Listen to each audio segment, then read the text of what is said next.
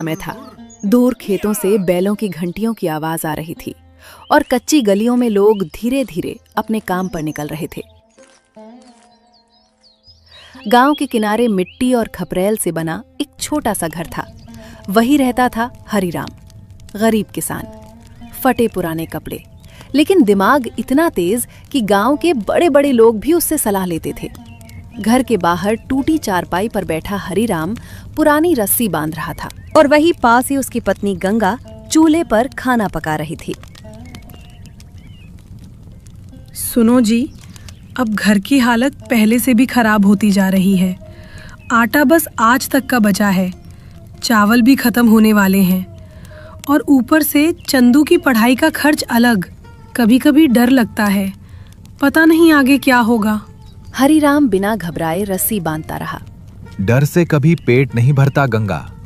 मैं मानता हूं हालत खराब है, लेकिन जब तक हाथ पैर सही सलामत है ना, तब तक भगवान आदमी को भूखा नहीं मरने देता।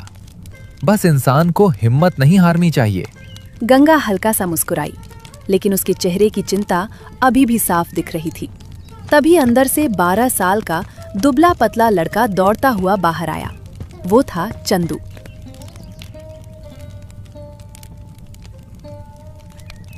बाबा, आज मास्टर जी सब बच्चों के सामने बोल रहे थे कि कल से नई किताब लानी पड़ेगी।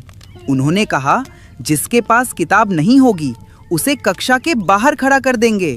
हरिराम के हाथ कुछ पल के लिए रुक गए। उसने जेब टटोली, लेकिन जेब खाली थी। चंदू धीरे धीरे सब समझ गया। कोई बात नहीं बाबा, मैं रमेश की किताब से पढ़ लूंगा।